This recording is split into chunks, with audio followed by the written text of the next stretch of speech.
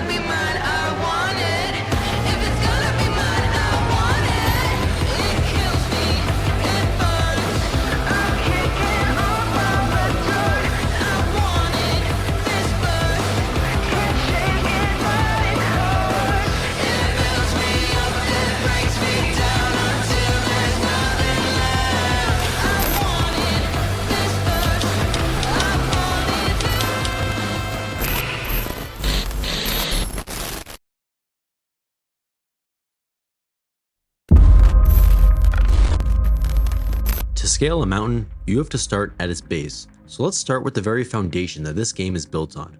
Warframe's greatest strength is its ability to keep you playing. At the very heart of this game are its core systems that craft a gameplay loop that's more addicting than Belle Delphine's bathwater. I would know. So let's cue the tour and take you on a journey through Warframe's core systems and understand just how solid a foundation this game is built on. Our first stop is Exhibit A, gameplay. In Warframe, you play as a Warframe. You're a space ninja who does cool space ninja shit. That's all. Thanks for watching. And that identity can be traced through the fast, fluid, and immersive gameplay mechanics that define Warframe's addictive nature at its most intrinsic level. At the core of everything you do, there's a crisp, fluid satisfaction in the moment-to-moment mechanics that's irresistibly engaging. And it starts with the game's most defining mechanic, movement. In Warframe, movement is king. It's the antithesis of fluid. It puts the ninja in space ninjas by removing any and all restrictions that might ground your character, and trades it for one of the most fluid, fast, and expressive movement systems in gaming. In Warframe, you can run, jump, double jump, roll, slide, glide, wall jump, wall latch, and most notably, bullet jump. That's a lot of inputs, and every one of them is tactile and precise. You can chain them together to create seamless combinations of complex maneuvers that let you blitz through missions in a matter of minutes, and it feels good, very good. There's absolutely zero delay between inputs. Mastery over mechanical intricacies results in movement that never breaks momentum, and it grants an impressive level of creativity and control between the ways you can navigate and exploit various landscapes. Whether you're bullet jumping for vertical space, sliding at the tail end of your movement to avoid staggering, timing wall hops to reset your jump, and using rolls and gliding mid-air to cover vast horizontal space, there's a lot to master. You can stay airborne for what feels like an eternity, and every environment is a parkour arena waiting for you to exploit. But it's also surprisingly easy to pick up as a new player. By the end of your first mission, you'll be bullet jumping off walls like a gooner who just caught a glimpse of Wisp. Mechanics are simple to grasp but difficult to master. Learning the ins and outs of every mechanic, the best combination of inputs and how to leverage them, it's a learning curve with an exponential return on investment. Because once you do master it, you'll be chaining together complex maneuvers and doing some cool ass ninja shit that's so fluid you get absolutely lost in the combat loop. It just really makes you feel like a space ninja. But Warframe is more than just a twirling sim. It's a shooter, more specifically a horde shooter. There are hundreds of weapons and a plethora of enemy factions to use them on. Hitboxes are tight and sound design is solid. Shooting shit feels good, and that's important. You can equip a primary and a secondary to your loadout, and from rifles to shotguns to beam weapons to grenade launchers to whatever the fuck this is, this game knows no bounds when it comes to weapon variety. And it doesn't even end at guns because you get a melee too. There are hundreds of melee weapons that you can utilize light and heavy attacks with. Each weapon class has different stances that change its attack patterns, and there's a combo system that scales damage with consecutive hits. Between Warframe's movement and gunplay, melee is the least interesting. Not because there isn't a great deal of depth and build variety, it's more a problem of balance. Melee is exceptionally powerful in the early game, but quickly narrows in the range of effective builds that scale well into late game. For most weapons, it's melee influence or nothing, which feels trivialized. Glaives are OP though. But even so, melee is still mechanically enjoyable. While not as tactile and precise as gunplay or movement, tearing through enemies with a greatsword or a space katana is never not going to be fun. Movement, gunplay, and melee all imbue expression, depth, and variety into the very foundation of Warframe's core gameplay. But the centerpiece of every build, and what binds all three of these elements, is your Warframe. Each Warframe has 4 abilities and a passive, each fitting a range of different archetypes and playstyles, and with over 60 of them in the game at the time this video was published, there is a wide variety of ways you can customize your playstyle. For a looter shooter about space ninjas, only one of the 60 Warframes in the game actually plays like a ninja. His name is Ash. Otherwise, you can be a tank, a fire-based damage dealer, a gunslinger, or a frosty defensive unit. A speedy, battery-powered nuke, a DJ, a book wizard, a space pirate, Spartan warrior, necromancer, a lightning frame, or an underperforming paladin in desperate need of a rework. Justice for Oberon. Or a frame so dummy thick you want to smash it harder than the like button. With 12 years worth of Warframes in the game, a number of them are inevitably outdated and underpowered. But that number grows smaller every update as DE continues to rework the frames that need it. And even so, all of them have a unique identity that, whether they're meta or not, have some form of appeal. Except for Vauban. Caliban might be good now, but man, don't play Vauban, he's useless. A word you're going to hear a lot of in this video is variety. Variety in Warframes, weapons, playstyles, environments, builds, content, the list goes on. Warframe's core gameplay is built around player choice and expression, and that translates to a great deal of depth. Between the freeform movement, the tight gunplay, complex melee, and near unlimited variety in weapons and Warframes, gameplay in Warframe never grows stale, and it's so fluid, you get lost in it. I know I'm not the only person who's been trapped in a constant fluid feedback loop, immersed under the spell that is Warframe's movement and combat, to the point where you're so utterly lost in the gameplay you just completely forget about the objective. Warframe is just an absurdly fun game to play at its core, and it's just one pillar of what makes it so addicting. But we've arrived at Exhibit B, mission design. The core experience of everything you do in Warframe is mission-based. There's a star chart full of planets with mission nodes all over them, and this is essentially the game. Objectives range from capturing a guy, rescuing a guy, killing a bunch of guys, defending a thing, defending multiple things, defending a moving thing, simply surviving, sabotaging a ship, intercepting capture points, and a lot more that you'll unlock as you progress through the story and star chart. These objectives are what you'll be doing for 90% of the game on repeat forever. And that sounds like it'll grow repetitive pretty quick. But guess what? It never does. Every inch of this game is designed to avoid that. Where Warframe's core gameplay loop is objectively repetitive, it never feels tedious. Tilesets in every mission are randomly generated, making each run geographically unique. Running the same capture node for an hour will feel different every time. Tilesets are also meshed together seamlessly to the point where layouts seem borderline handcrafted and the spaces themselves complement gameplay wonderfully. Most planets introduce new environments that not only add a splash of contrast in terms of art direction, but also play differently into gameplay mechanics. The tile sets on Earth, Venus, and Mars exemplify the standard design of environments with a mix of open rooms and narrow tunnels, but planets like Eris are nothing but claustrophobic tight hallways that force precision in your movement. But Jupiter is perhaps the best example of an environment complementing traversal. Its tile sets have an emphasis on verticality and long exterior stretches with few platforms to stand on. You have to hop between walls, grab zip lines, and find clever ways to reset your bullet jump to cross huge distances without any ground to stand on, and it plays off your movement abilities perfectly. Where the pre-generative tile sets keep things feeling different on a mission-to-mission basis, the variety of environments between planets is enough to do that on a global scale, even if some planets seem like they should be different when they're not. Neptune has the same snowy corpus tile set as Pluto and Venus, which isn't a groundbreaking offense. This is a nitpick, but where Jupiter is entirely unique and Uranus stands out with its underwater atmosphere, Neptune is just more snow, where it could be something more for what's considered a fairly significant planet within the game. Giving it Jupiter's tile set with a blue icy atmosphere wouldn't be the worst idea in the world. I'm just saying. But extraneous nitpick aside, enemy factions are another thing to consider. The three main factions you fight in the game are the Grineer, Corpus, and Infestation, and each of them have different elemental weaknesses and behavior that you have to adapt to. The Grineer primarily use hit scan based weapons and tank damage with armor, which means you'll need to be tanky. The Corpus have projectile weapons and survive with shields, which makes staying mobile a decent way to stay alive. And the Infestation are hordes of melee creatures with high health pools, making distance the viable strategy. There are elements you can build onto your weapons that best deal with each faction, and means of survivability varies between. It's a relatively small layer of depth in the grand scheme of things, but it affects the builds you take into each mission, and depth is depth nonetheless. Among additional factions like the Orokin, Narmer, Murmur, and more, the breadth of enemy types in Warframe is vast, and if there isn't already enough variety for you between planets, objective types, tile sets, and enemies, the range of alerts and unique mission types that constantly pop up weave in even more diversity. Missions like Nightmare Missions, Void Fissures, Invasions, and more that we'll get into later are modified versions of the nodes they're placed over, designed to farm specific pools of rewards or systems. Things like mission permanent debuffs, extra waves of unique enemy types, and requiring specific weapons to complete can drastically change how those missions play. To paint a full picture of just how much variance there can be on even a single mission node in Warframe, each time you run that capture mission, the layout is different. Your reason for being there might change. The build you take into it may adapt to the enemy type. If it's an alert, modifiers might make it more difficult, and depending on the Warframe and weapon you take into it, your playstyle can drastically change too. No matter the node, no two missions will ever feel the exact same. But the common thread that does run through most mission types is that they're all simple. Most objectives can be finished in minutes, and they're never very complicated to do, which not only complements the lightning fast pace of combat, but creates a low opportunity cost to do it again. In Warframe, your extrinsic incentive to progress and earn rewards is constantly rewarded. A psychological sense of instant gratification makes these fast-paced missions easy to repeat. It's genius, and it creates a loop that's constant, varied, and addicting. But in Warframe, the inverse is just as effective. Some missions double as endurance nodes. Objectives like defense and survival are endless mission types, which means you can either extract after the first round, or stay as long as you want as enemies scale to higher and higher levels the longer you remain. Warframe uses delayed gratification as much as its reverse to keep you playing. Depending on the mission type and your reason for being there, if you want to spend an hour in a survival mission cracking relics and farming resources, you can. And there are benefits to doing so, like multiplicative bonuses to affinity, credits, and resources, and that big juicy screen full of loot at the end of it will certainly feel worth it.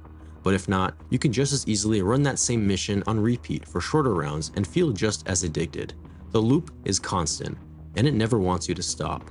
But where gameplay keeps you engaged and mission design keeps it from feeling repetitive, the why, the motivation that drives you to every round fired and every mission completed, takes us to our final destination, progression. This is your orbiter, your base of operations, and it's where you queue up for missions, craft shit in the foundry, mod your equipment, and sit in silence from time to time and contemplate the trajectory that your life is heading in. Maybe that one's just me, but the most immediate form of progression is your mastery level, your overall account level that unlocks access to weapons, systems, and content as you progress. But it's not the traditional passive XP system that you're likely used to. In Warframe, all of your frames, weapons, and other equipment can be leveled individually from 1 to 30, sometimes 40, but those items are special.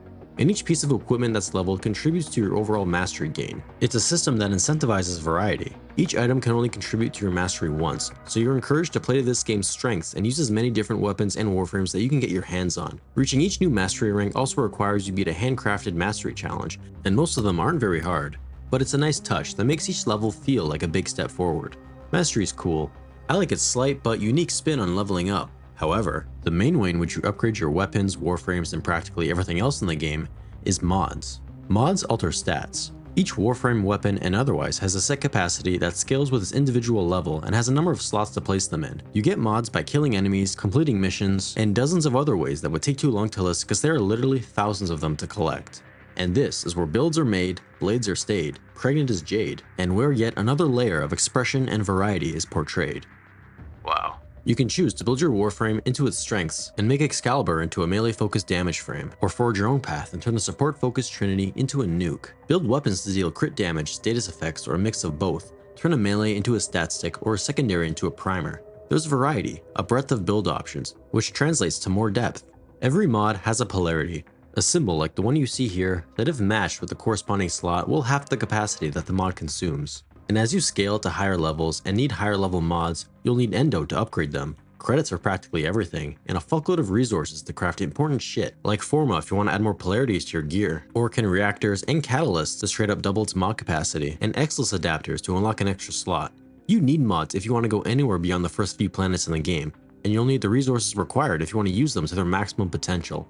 And thus, the true nature of Warframe rears its head. Grind.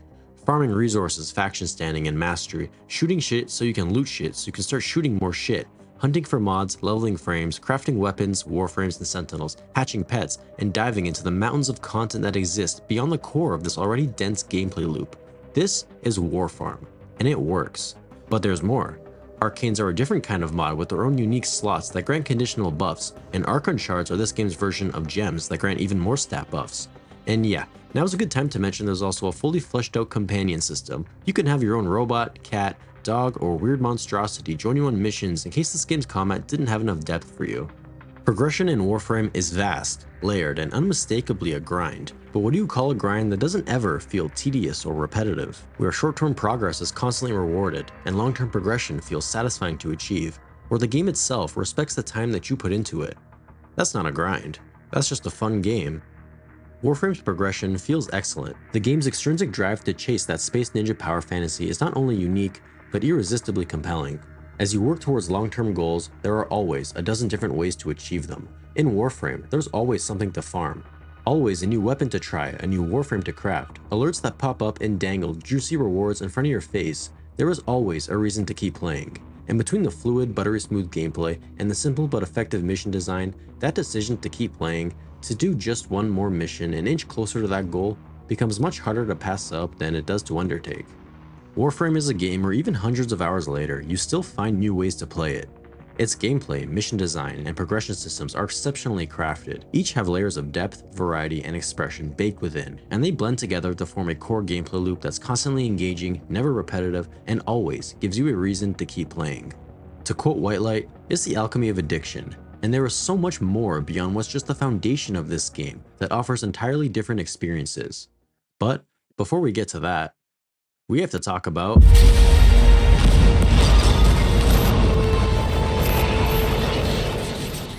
one of society's great scholars once said, "Some motherfuckers are always trying to ice skate uphill." And goddammit, if there's ever a phrase to describe Warframe's new player experience, that would be it. Plagued by the absence of coherent onboarding and a serious lack of direction, that core gameplay loop of sweet, blissful addiction that I just praised doesn't set in until you're well over 20 hours into the game. Like a toddler who can't quite reach the cookie jar. In Warframe's early game, the best parts of it are out of reach. You do feel like you're ice skating uphill, trying to reach it, but you can't even see over the counter. In fact, you're not even sure if the jar is even there. I'm mixing analogies, but it's a problem that's difficult to criticize as someone who's made it well beyond this point in the game, because every one of these issues that I'm about to discuss is resolved by the time you reach the mid-game. But I still remember everything that years ago made me quit. And I did quit. Around the time when the Duviri Paradox released, I began my journey, but was swiftly crushed under the weight of everything being thrown at me. I was skating up a steep hill, enjoying the gameplay and what progression systems I was able to understand, but was overwhelmed, and I couldn't see a reason to keep playing, so I didn't. And I eventually came back, and I'm glad I did, because I reached the point where everything started to click, and I became invested, immersed, and addicted, and I never looked back. But it took too long to get there. Warframe's early game is the weakest part of it, and DE knows this. They've already made significant changes since my initial new player experience, but I still hold the opinion that the core of its problems persist. So let's start at the beginning. For generations you've slept. No purpose. No call to wake you.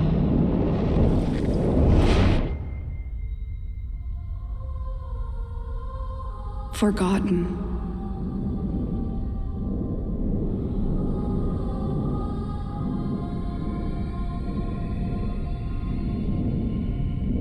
Like a dream.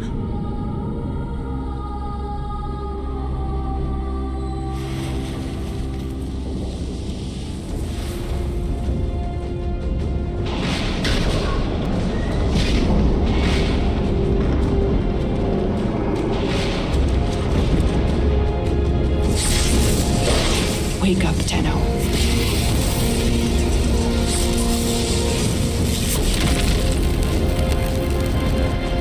Wake up. All things considered, the game starts out pretty strong. Awakening is our introduction, and it leaves a worthy impression. Tenno awakens, and after choosing your first Warframe and getting placed on house arrest as Captain Vor sticks an ankle monitor on you, you're introduced to the core mechanics. You're taught to use your Warframe's abilities, and you choose your first primary, secondary, and melee weapon, while gaining a basic understanding of the movement. The mission culminates in a boss fight against generic bad guy Captain Vor, and you end Warframe's opening quest with a basic understanding of the core mechanics, a general synopsis for the world, and a simple yet effective narrative direction. Stop Captain Vor. Vor's Prize is the quest that immediately follows, and it's more good tutorialization, as Captain Vor's ankle bracelet drills its way deeper into your Warframe, much like how I want to drill deeper into Whip. You have to assemble your orbiter. One by one, you unlock different segments and are introduced to the arsenal, mods, crafting in the foundry, and navigating the star chart, while the missions in between introduce objective types like Spy, Rescue, and Exterminate that serve to outline the core gameplay loop and organically teach you the key progression systems that you'll come to know very well. And as narrative beats drive you forward, the quest ends with a boss fight, defeating Captain Vor, and having everything you need to truly begin your journey. But from here, shit hits the fan pretty quickly. From here, the onboarding completely ceases and you're dropped into the proverbial deep end with no lifeguard on duty. And this is the moment where you either sink or swim. At this point in the game, your primary goal is clear. Progress to each new planet is gated by a junction, and you have to meet all the missions, quests, and requirements leading up to each of them before fighting the specter of a Warframe and moving on to the next planet. But as you do, the game rapidly introduces new systems and mechanics, to the point where you feel like a kid lost in a grocery store. Open worlds are immediately available after Vor's Prize, despite the fact that its content is scaled much higher than you can take on, and will become relevant to progression for some time, which makes Cetus Warframe's biggest noob trap.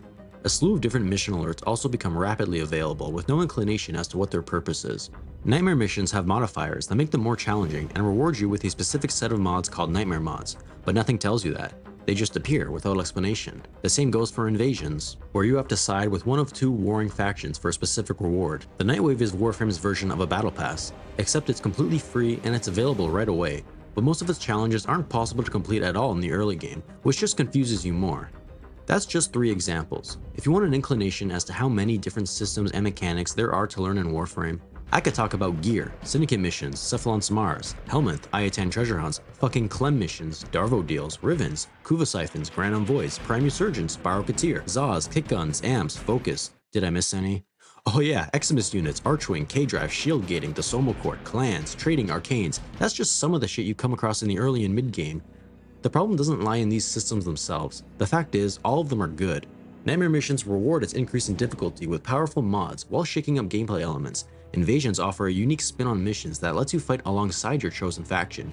And Nightwave is a completely passive reward system that's free and a huge boost to progression. Each of them add layers of variety and depth to the gameplay and progression, but the rate at which these systems and the dozens of others are introduced is overwhelming. You're expected to understand all of their individual complexities when only a fraction of them are actually explained. Because, in some cases, systems are explained.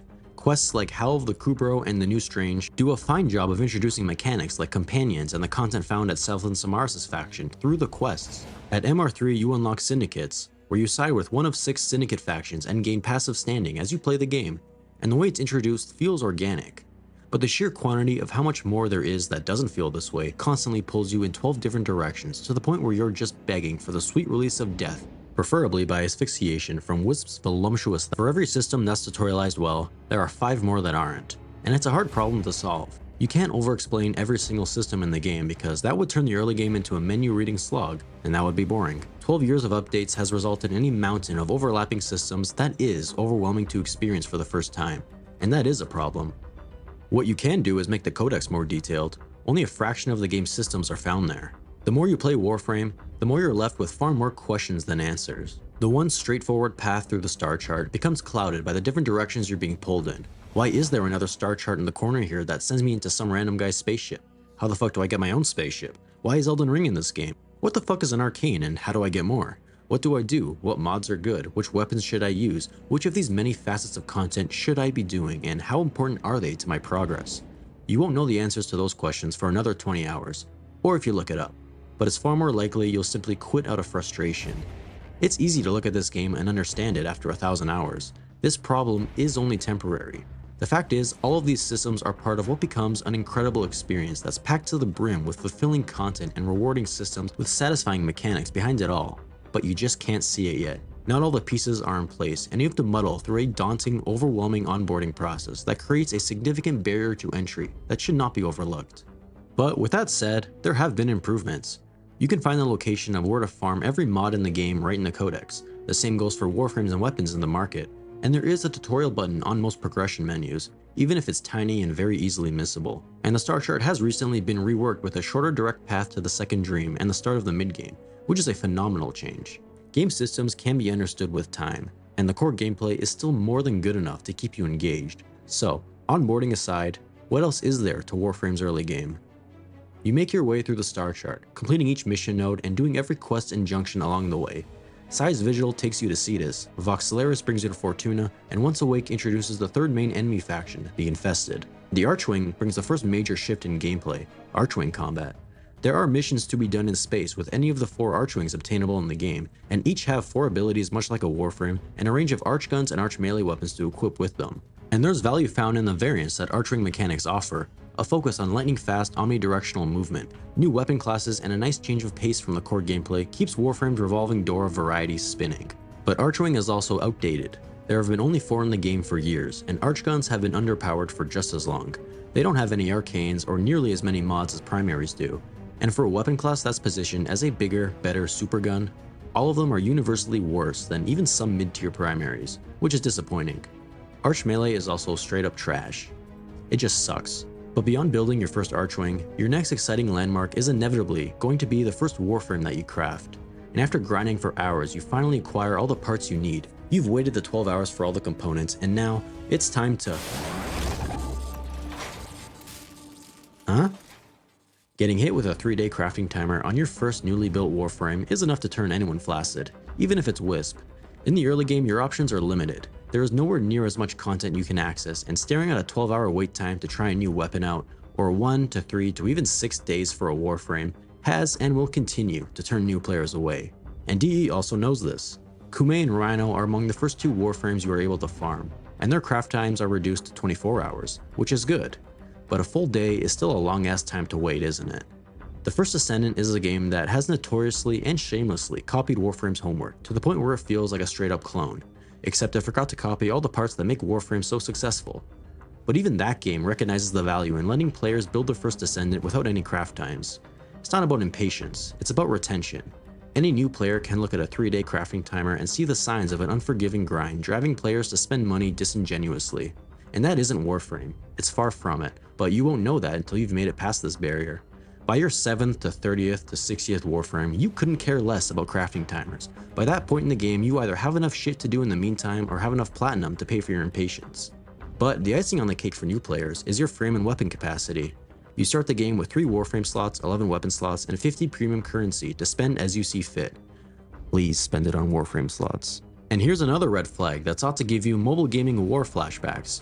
In an age where modern gaming has cast the shadow of greed over every AAA live service game in existence, players might not know just how easy it is to farm 20 plat for a Warframe slot completely free through trading. And how could they?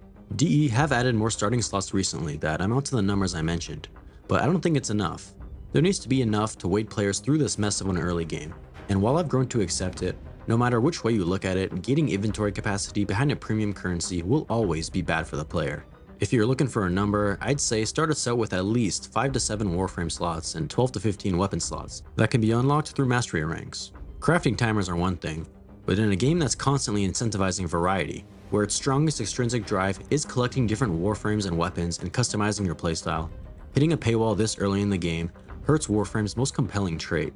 But there's one more critical flaw hindering Warframe's early game. And while the first two I mentioned are important, they can also be alleviated by means outside the game, whether it be a wiki, YouTube guide, or mom's credit card. But this one cannot. Narrative, or lack thereof to be more specific. Warframe has one of the most unique, interesting, and surprising stories in gaming, but it doesn't start until you're halfway through the star chart. Awakening and Vor's Prize present a cohesive story with a simple plot. Stop the bad guy before the weird ankle bracelet thing kills you. And it works as a vessel to introduce the game's core systems while providing a sense of urgency, a narrative direction, and a villain that you can shoot in the face at the end of it.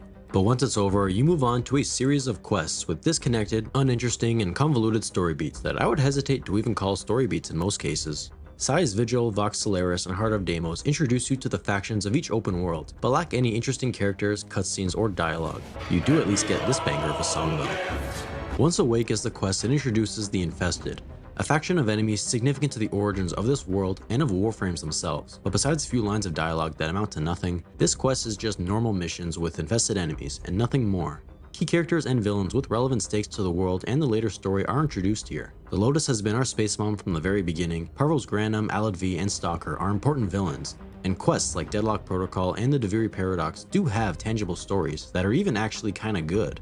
But there's no connective tissue, no intrigue, no broader direction or reason to the missions you're doing. And where the convoluted nature of the game's many systems fails to point the way, a compelling story could be enough to guide players through the muddy trenches that is this early game. But Warframe doesn't have that here. The rest of the game does though. You will hit that turning point where the game starts to make sense, when you can finally see the full picture, and where you become suddenly and completely immersed in a compelling, rich, and surprising narrative that redefines everything you thought you understood, in the best way possible.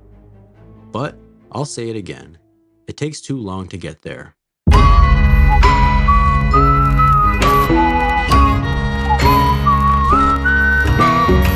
If there's one thing that Warframe isn't afraid to do, it's take risks. Since the game's inception, Digital Extremes have consistently pushed the boundaries of what this game can be. Archrings are a small drop in the bucket when it comes to foundational shifts in gameplay, and Warframe's open worlds are the most prevalent. The Plains of Eidolon, Orb Valis, and Camion Drift, three expansive, handcrafted spaces that take Warframe's linear mission design and disregard it entirely. You're in an open world, with open opportunities. There's freedom, exploration, three artistically compelling areas each designed around three enemy factions that are imbued with their own distinct identities. The Plains of Eidolon starts us off, and it's fairly plain. It's Earth. There's lakes, hills, and rocks with Grineer soldiers patrolling throughout, but at night, its identity manifests. It basks in the moonlight as undead sentients known as Eidolons roam. Gargantuan, daunting beasts that are as dangerous as they look, and they are the endgame to this area. However, the Orb Valis strikes a stark contrast with its vibrant alien plant life that bleeds through the snowy overcast and warm and cold day cycles. It's the biggest of the three worlds, being nearly double the size of the plains and 3 times thicker than Wisp's thought, but it's also the emptiest. There is more to see than its counterparts, with futuristic factories and various structures to explore, and the capitalistic occupation of the Corpus imbues a great deal of character to the story of this area. But in between it all, there's a great deal of nothing. Empty space filled with hollow mountains and lifeless hills. But what's presumed to be an overcorrection to this criticism is the Camion Drift. It's small, the smallest of the three, but it's the most interesting in both its visual and tangible design. The drift is consumed by the infestation. Everywhere you look is pulsating with gooey spores and overgrown infection that's overrun by giant infested creatures. This area is densely packed with interesting landmarks and potent dangers alike. Compared to the other two worlds, you won't find many spots where a small army of creatures isn't trying to kill you.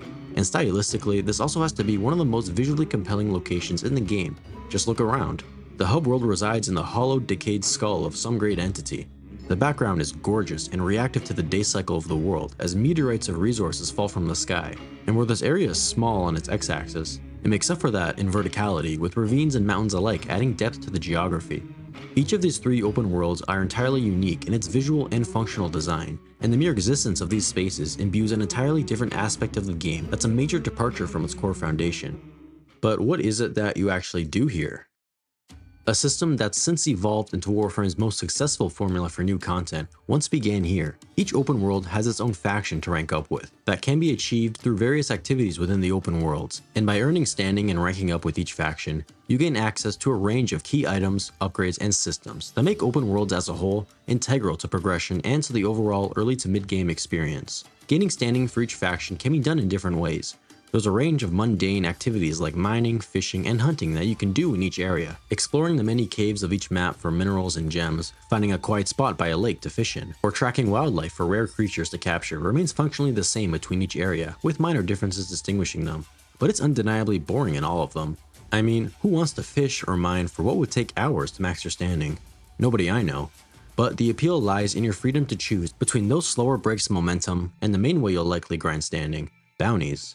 Bounties are a series of 3 to 5 mission objectives placed around the map, and this is where Warframe's core combat meets open world mission design, and it's good. It's different from the linear tilesets you're used to, and the variety in different objectives is high. Bounties offer entirely unique sets of objectives between each open world, and entirely unique sets of rewards that range from mods to resources to Warframe parts and weapons. Most bounties send you sprawling across the map, defending drones, tracking enemies, hunting caches and targets.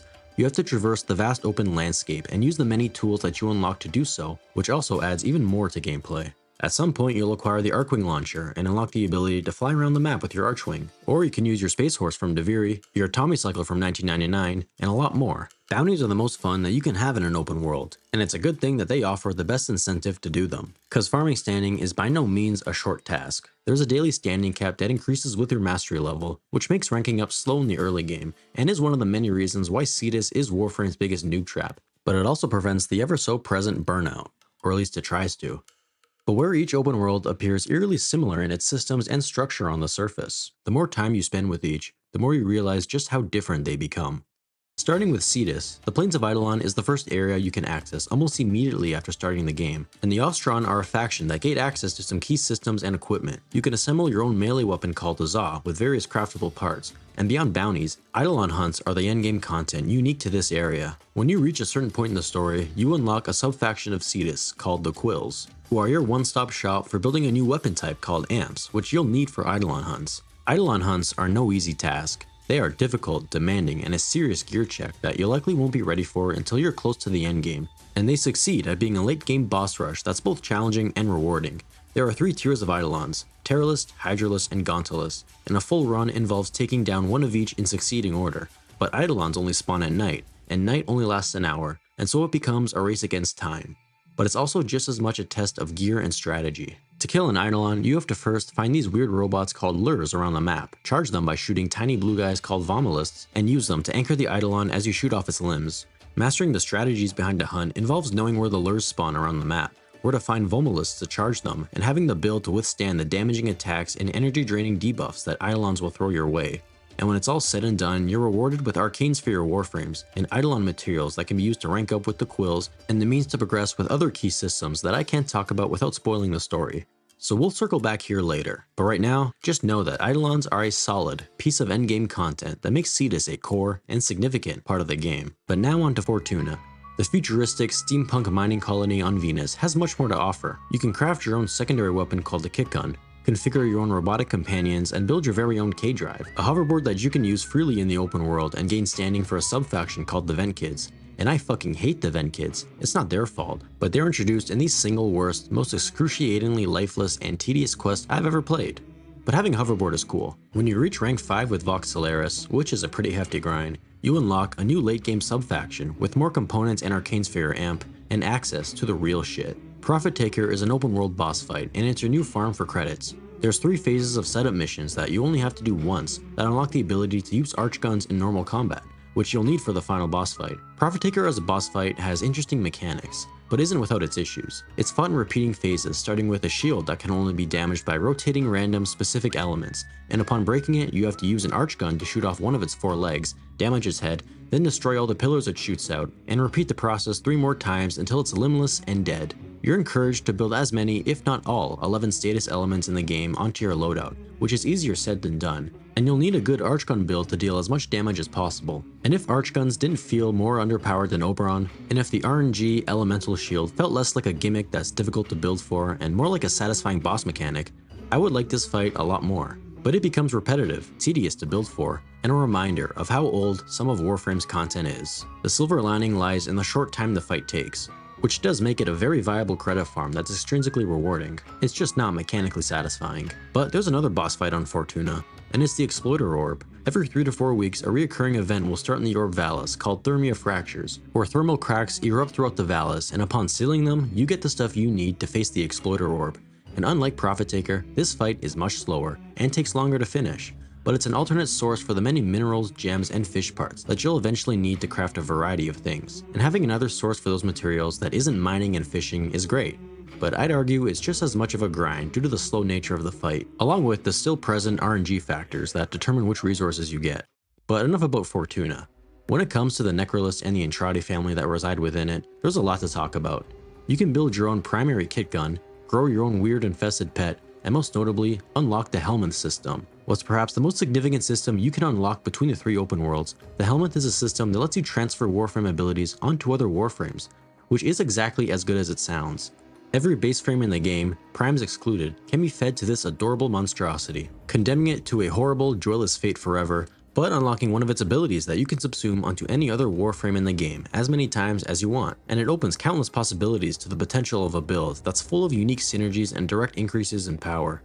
Giving Rhino's Roar to any frame in the game is universally a great damage buff. Cyto 9's invisibility instantly gives anyone a reliable way to stay alive, and niche synergies like Harrow's Condemn subsumed on Hildren, Kalervo's Wrathful Advance on Excalibur, or Parasitic Armor with Frost. Helminth amplifies one's ability to craft your own playstyle and push this game's systems to its limits. But historically, its introduction was not without a caveat. The majority of the less recent frames in the game, more often than not, have at least one useless ability, which might very well be a sign of DE's reliance on this system in the past, using its mere existence to neglect designing a full 4-ability synergistic kit, and a number of Warframes lend reason to believe this theory, but that's in the past. The recent couple years worth of frames have had some of the most impressively designed kits in the game. Frames like Gauss, Dante, and Temple don't even need Helminth abilities because their kits are so well synergized you lose more than it's worth by removing a part of it, but Helminth is no less of an asset because of it. Okay, Helminth is cool, but when it comes to the unique content that's offered on Deimos, there's one thing that's undeniably the clear standout. Something so genuinely surprising because there's just no reason to expect something so eccentric. Of course, I'm talking about the fish. I mean, they float above the rivers instead of being, in the rivers. How cool is that? I'm just kidding, it's the motherfucking Necromech. Why not add a splash of Armored Core into the game and build your very own mech suit? With full sets of abilities and Archgun equipable weapon slots, there are 2 Necromechs total, and there's a whole sub-faction dedicated to the parts and progression surrounding them. You farm all the materials and mods you need to build a Necromech in isolation vaults, unique missions that send you beneath the Camion Drift into the trenches, where after destroying a few Necromechs and cracking open the vault, you get some resources, mech parts, and the chance to farm some of their mods. It won't take many isolation vaults to get everything you need to build your first Necromech, and once you have, well, you'll have a fucking mech suit, which is cool as shit. Necromechs used to be one of the biggest onboarding barriers that new players struggle to get through. Acquiring one is still very poorly tutorialized, and it used to be an absolute slog of a grind that pushed your mental resilience harder than your 427th attempt at beating Malenia. But today, it's no longer necessary for the game's core progression, and the grind has been significantly improved since then. But with all that said, open worlds are a vast and welcome component to Warframe. But there's one more open world that we have to talk about now, and it's so much more than anything that this game has seen before.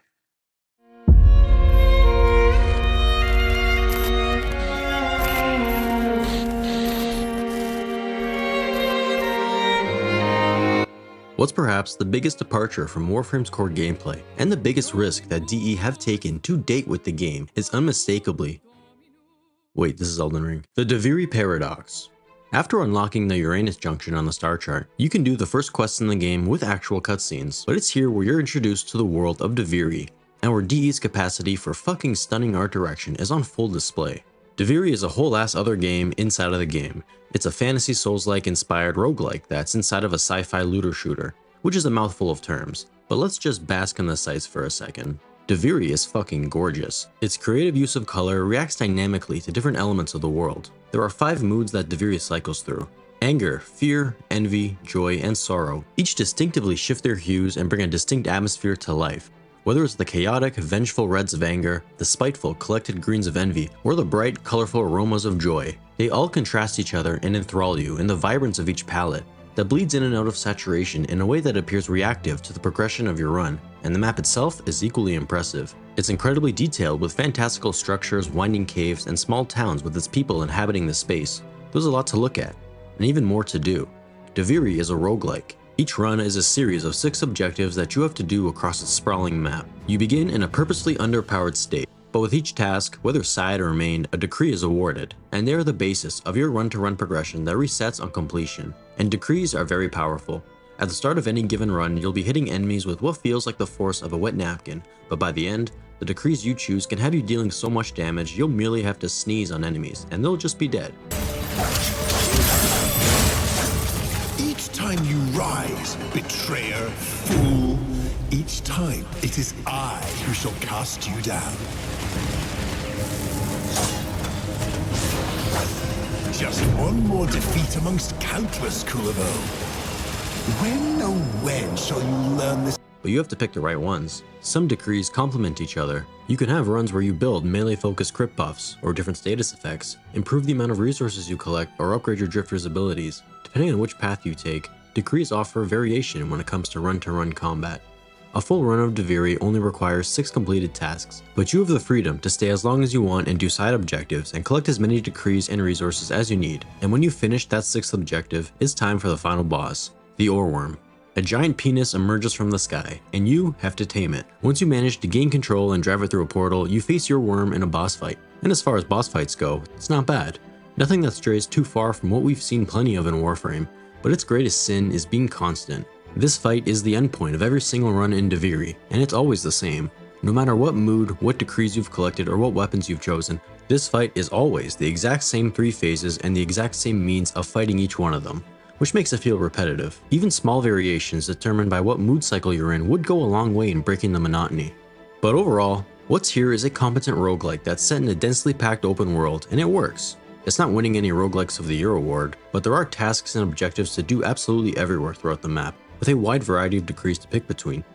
But outside of any given run, there are also forms of permanent progression. Teshin's Cave is your starting point, and it's where you choose your loadout, unlock drifter weapons, and upgrade your intrinsics. Intrinsics are permanent upgrades to your character and abilities that can apply both in and outside of Duviri, and it strikes a good balance of being impactful, but not so much as to diminish the difficulty of any given run, which would reduce the importance of decrees. Intrinsics do take Duviri a step closer towards a roguelite rather than a roguelike, but transferable upgrades like unlocking the ability to use your Kaith in open worlds ties the system to the base game and your core progression nicely.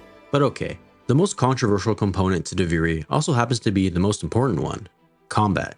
In Duviri, you play as the Drifter, who's just a dude without a Warframe and without the expressive movement that comes with one. The Drifter has abilities that you can use in and out of combat. First is the ability to mount a flying space horse that you can traverse the map with, which is awesome by the way. His second is a glorified compass that has to be one of the top 3 most useless abilities in the game, but only behind his third, which is a smoke bomb that barely leaves any actual visible smoke, and I can't even tell if it works half the time. And your final ability is a heal, which is straightforward and incredibly boring. It's an uninteresting skill set for combat that tries to be the opposite, but ultimately falls flat.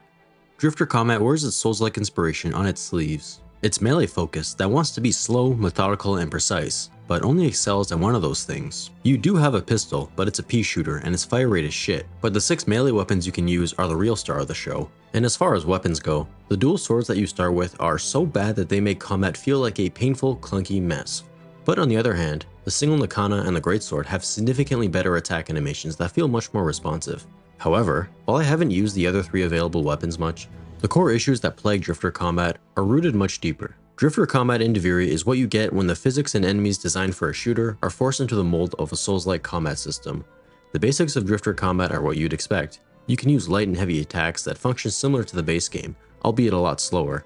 But unlike the base game, you can also block and parry enemy attacks, but in Duviri, those enemy attacks are poorly telegraphed. A blend between too slow a windup or too quick an animation, parrying just feels finicky and inconsistent. There's also no stagger system in place to make melee attacks feel impactful, which makes hitting enemies with your weapon feel like you're slashing at a 4x4 F-150 with a trunk full of bricks half the time. All this results in combat that just feels stiff and clunky. Drifter combat is fine at its best, good enough to get by, and a worthy attempt for what feels like a testing ground to what's now known as Digital Extreme's next title, Soulframe. but it's far from perfect. It's a definitive break from Warframe's core gameplay, and I respect the balls it takes to try something so drastically different. But it's missing the pieces that make what it's trying to emulate so successful. But luckily, Duviri isn't completely absent from core Warframe gameplay. You can use a chosen Warframe as an ultimate ability of sorts in Duviri, and 2 of the 6 objectives in every run will always take place in the Undercroft, where it's entirely Warframe-centric gameplay. Every run in Duviri gives you a selection of random Warframes and weapons to choose from in Teshin's Cave, whether you have them in your arsenal or not, which means you can try out new weapons and frames that you don't even own, which is great for new players. And what's even better is the circuit. Outside of the main Duviri experience, you can do the Lone Story, which is just Duviri without side objectives, and you can do the Circuit, an all Warframe-focused series of missions in the Undercroft that offers a new way to farm certain frames, and later on, the best series of weapons in the game on a weekly rotation. And where Duviri's main experience has its issues, the Circuit is purely core Warframe, and it's great. It provides an alternative way to farm some of the more grind-intensive frames in the game like Harrow, Octavia, and Nidus, and is an opportunity to experiment with weapons and frames before choosing to farm them yourself. I have no complaints about the Circuit, other than it does grow repetitive after a while. More maps and objective types is something that can help alleviate this. But overall, Duviri is the biggest foundational shift away from Warframe's core gameplay. It's the biggest risk that Digital Extremes have taken with the game, and while they didn't stick to landing everywhere, Duviri is a content island with a lot to do, and rewards that make doing it well worth your while.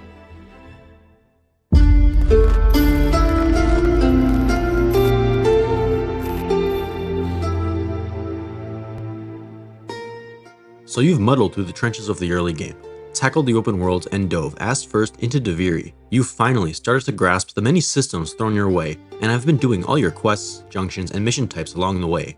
But the story is still a discombobulated mess, and you still feel like you are floating aimlessly towards a loosely defined goal with no light in sight at the end of the tunnel.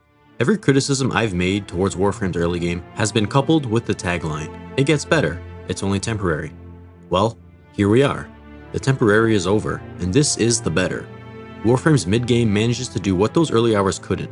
It pulls you in, immerses you, cements its gameplay loop, and still manages to introduce new systems and drastically different content.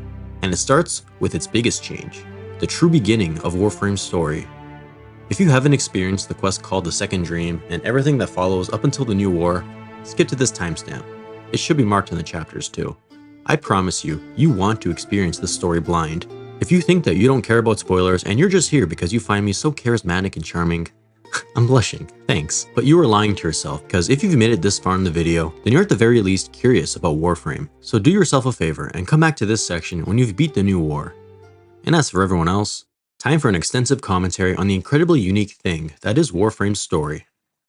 We don't actually start with the Second Dream. First, there's its setup quest, Nata. Things start out pretty on par with what Warframe's story has given us so far. The Lotus sends us to Earth to scan some shit, which turn out to be remnants of sentience, the machine race that the Tenno helped exterminate during the Old War. And so, we investigate. And by investigate, I mean do a mobile defense mission, a capture, and then a survival mission. Which sounds like more simplistically uninteresting quest design, but there's something different about it this time. This time, there's intrigue, dialogue that actually develops a compelling mystery with characters who are given nuanced development that's in service of an actual coherent storyline.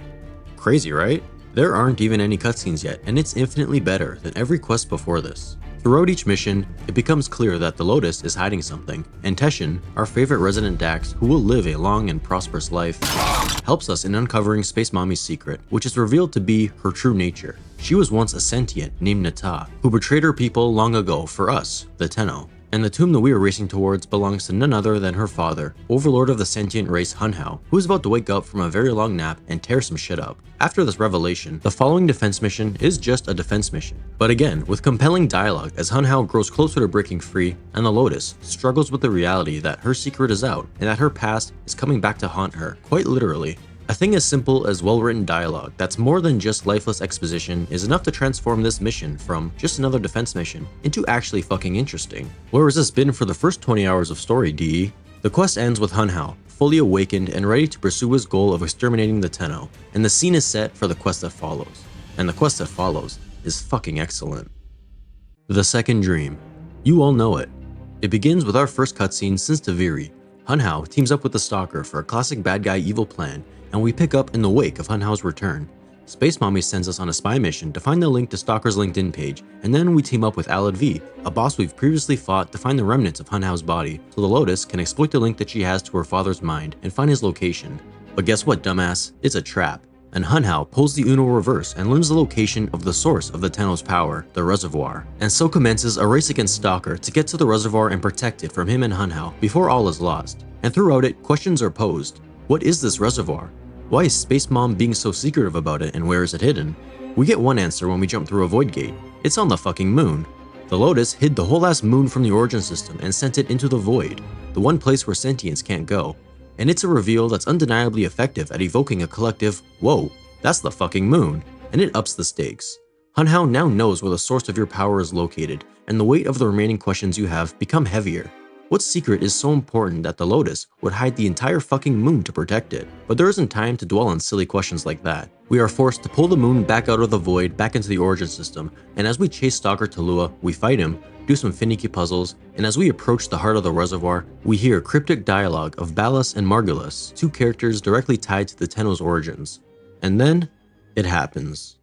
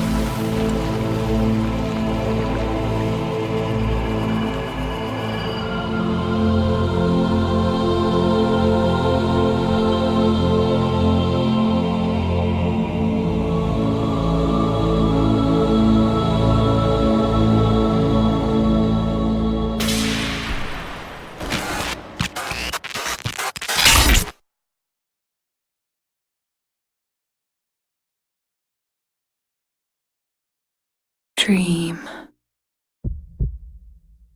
Not of what you are, but of what you want to be. This is what you are. You awake in a panic. Your Warframe has collapsed, but you aren't controlling your Warframe right now. The realization dawns on you that this person you've suddenly taken control over, the one hidden at the heart of the reservoir, this child, is you. The build-up to this reveal is masterful. Throughout the quest, an apprehensive Lotus and a curious Alad V stoke the flames of anticipation, and that moment, what's been called gaming's master stroke, hits you. There's a reason why this game's entire community will beg you to keep playing until you reach this quest and never explain why. The second Dream's presentation isn't the most impressive, its gameplay segments aren't the most mechanically satisfying, but that reveal, the one that redefines everything you thought you understood about this game at a point where nobody would ever expect it to. This moment has the capacity to hook you in a way that's difficult to describe. For 20 hours, you are under the impression that your Warframes are the Tenno, that they are what you are. But no, you're a derpy space kid, and Warframe goes from a confusing game about space ninjas to a complex systems RPG with a fully voiced protagonist. It really is hard to describe just how impactful this moment is. It's not just a plot revelation, it's an undoing of everything you thought you understood, a shift in the kind of game you thought this was going to be. As your Warframe carries you towards extraction, you make it back to your orbiter, where the Stalker ambushes you, and a subpar boss fight ensues, and he eventually gets the upper hand and stabs your Warframe. But through the power of friendship or something, I don't know, your Warframe breaks the sword and severs Stalker's connection to Hun Hao, and like your father the last time you ran out of milk, he leaves, abandoning his mission. The Lotus then appears in person and explains what the fuck exactly is actually happening right now, confirming that this whole time, your Warframes have been nothing more than metal homicidal puppets that you were controlling in a dream state, unaware of your true nature. And only Warframe would be the kind of game where its character creator is introduced over 20 hours into the experience. It's pretty shit as far as character creators go. I mean, look at these face options. But the introduction of the operator also comes with a fully fleshed out skill tree with 5 focus schools to choose from that pertain to your operator's abilities. But this doesn't become relevant until the next quest. But man, for myself and many, many others, this quest, the second Dream, is the moment that changed everything. And it's just the beginning of this saga. I'm afraid, sister. Your continuity grows anear. Hush, worm. Let the beasts do their work. But the dreamers have awakened. They will come for us. Yes, they will. Like the answer to a prayer. The War Within picks things up on Lua, with the Operator, now our fully voiced protagonist, investigating a disturbance at the reservoir where we find Teshin suspiciously up to no good. It turns out he works for the Grineer Queens, who have an evil plan that involves us, but we don't know that yet, so we track Teshin to a couple different planets until we find Kuva Fortress, the hidden base where the Queens reside, that like Lua, is another cool introduction to a new part of the star chart that fills the rising action with anticipation and suspense. We infiltrate the fortress and find the Queen's throne room, where Teshin reveals his loyalties and where the Queens take our Warframe captive and drill some red sticky goo into it, which really fucks with our void powers and overloads our orbiter's systems. We wake up and find we can no longer get it up. Transference dysfunction is not common in operators over 16, but with our void powers flaccid, Ordis turns into the fucking Terminator and tries to self-destruct the ship, but it's fine because we escaped to Earth. We walk up a snowy hill, which takes way too long, and surprise bitch, Teshin is back. And as the Queens burrow into our mind, Teshin cryptically says, Now I am forced to undo what Margulis did, to open the gates, and make you suffer. What could that mean?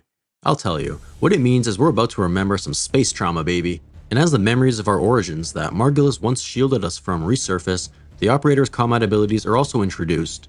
We gain the ability to Void Sling, turn invisible, take control of space worms, and focus schools come into play, with each giving you 2 Operator abilities and a range of stat buffs for both your Warframe and Operator. And amps, the weapons I mentioned earlier that you need for Eidolon hunts, are your Operator's primary fire.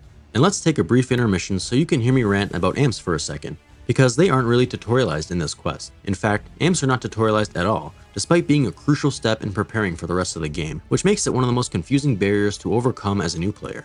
Without a good amp, you can't do Eidolon hunts, Kuva siphons, or any content on the Zaraman, which creates a big fat brick wall that you'll run into if you don't take the time to grind and build a decent one, which by the way requires a fuck ton of mining and fishing in the open worlds, which you already know how I feel about that. My point is, amps desperately need to be tutorialized, or at least the starter one has to be better than the useless fucking pea shooter that it is.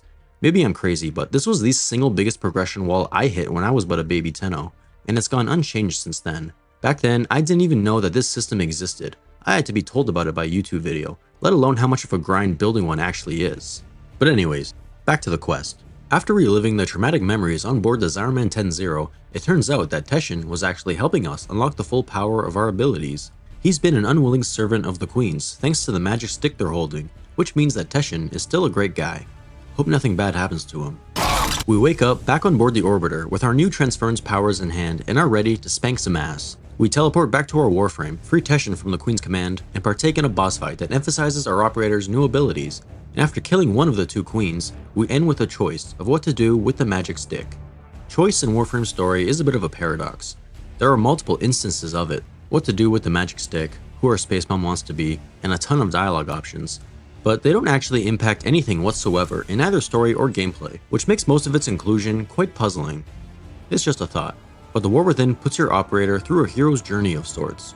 You lose the abilities that make you special, you hit rock bottom and have to confront the buried trauma of your origins, and eventually come out of it stronger than you've ever been. And it's compelling enough to get you invested, to make you care. The second dream introduced the concept of who you are, but the War Within fleshes that person out, develops its side characters, and evolves the derpy guy you made in the outdated character creator into a solid protagonist for the story that follows. From here, Warframe's story broadens its scope. The Chains of Harrow is next, and it's fucking excellent. A terrifying, horror-imbued atmosphere sets a tone unseen to Warframe as we unravel a mystery involving a Tenno that was cast out of the Zaraman. The story we uncover is dark. Unsettling whispers and the imposing atmosphere immerses you in the horror of what awaits at this mystery's center. No. Mine.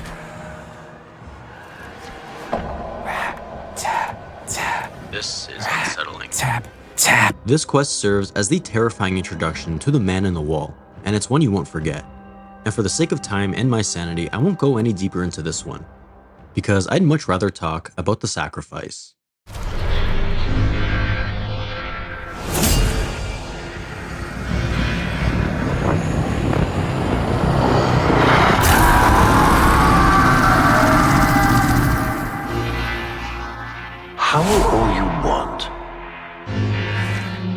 it won't bring him back.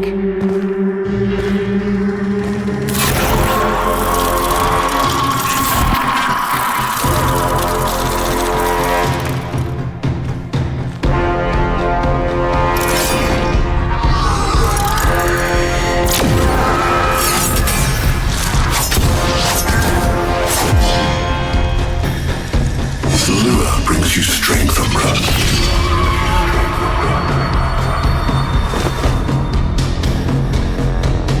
But you cannot defy your creator. Even I make mistakes, like you.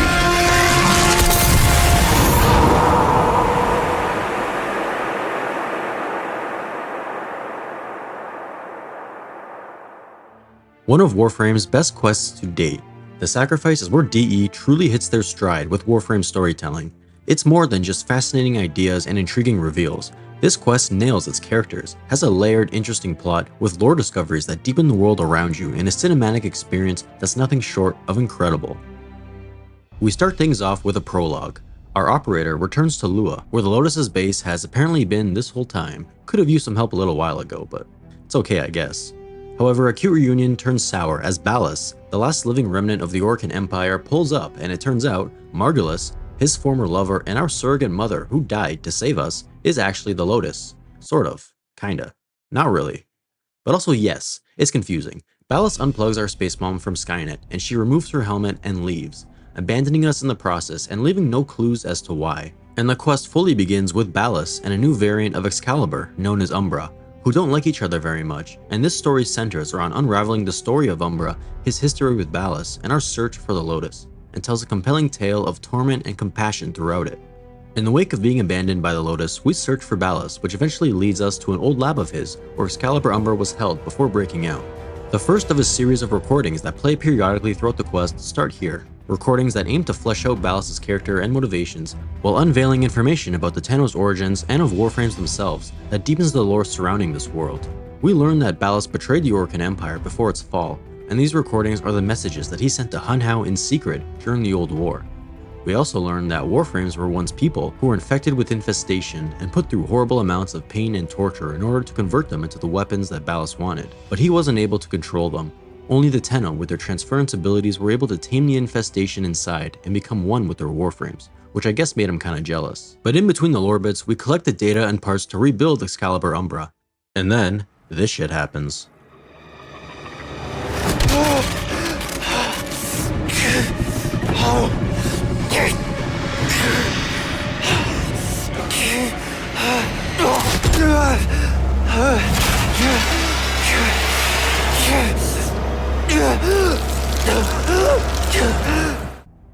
Warframes don't have memories. They aren't supposed to be alive, but this one is.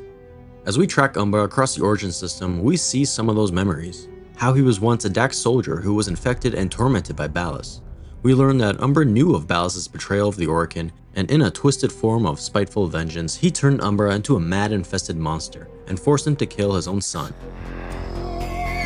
Which will make this reunion all the more tragic when you watch him die. And this is compelling shit right here. You feel the discomfort, the helplessness and panic that he was experiencing, and he doesn't even speak a word. Ballas' capacity for cruelty cements his place as a worthy villain, and when we eventually connect with Umbra and pull him from the hell of his memories, it's fulfilling. We're not only rewarded with a brand new Warframe and a set of powerful Umbral mods, but with narrative resonance. The Tenno's strength, their true strength, is their ability to look within something horrible and see its capacity for good. The compassion to take away its pain is what made them able to control the Warframes, and Umbra, a Warframe with its memories intact, accepts our help, and just like that, intriguing world building, beautiful cutscenes, and a compelling story that's small in scope, thematically ties together our tragic origins and the themes it sparked from the Second Dream and the War Within, and it culminates in a final confrontation. Now in control of Umbra, we confront Ballas, demanding to know what he did with the Lotus, and after kicking his ass in a boss fight, she returns, but has embraced her sentient form. We are still left with far more questions than answers at this point, but the quest ends as the Lotus, or Nata, takes Ballas and leaves us once again to prepare for the finale of this saga, the New War. Oh, the New War. the 4-hour culmination of Warframe's entire story up to this point, and it's pretty fucking good.